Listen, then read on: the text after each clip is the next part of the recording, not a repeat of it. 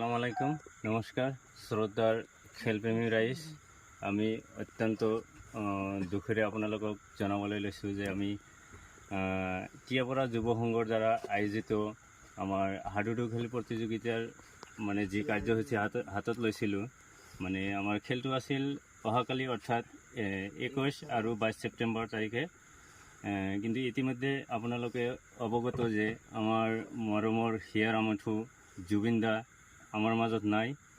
আমি অত্যন্ত দুখেৰে আপোনালোকক জনাবলৈ লৈছোঁ যে আমি জুবিন দাৰ এই চিৰবিদায় আমি মানি ল'ব পৰা নাই, আমি বিশ্বাস কৰিব পৰা নাই যে জুবিন দা আমাৰ মাজত নাই। গতিকে আমি আমাৰ টিয়াপাৰা যুৱ সংঘৰ সকলো সদস্যই মিলি আমাৰ জুবিন দাক আজি শ্ৰদ্ধাঞ্জলি দিলোঁ। আমি শ্ৰদ্ধাঞ্জলি অনুষ্ঠান আয়োজন কৰিছিলোঁ।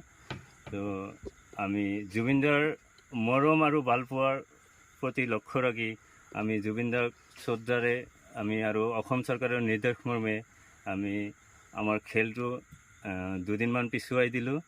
আমাৰ খেলখন আছিলে যিহেতু যোৱাকালিৰ পৰা 21-22 তাৰিখত আছিলে আৰু আমি এই খেলখন দুদিন পিছুৱাই আমি 23 আৰু 24 তাৰিখত কৰিলোঁ। 23 আৰু 24 ছেপ্টেম্বৰত খেলখন আকৌ অনুষ্ঠিত কৰিম।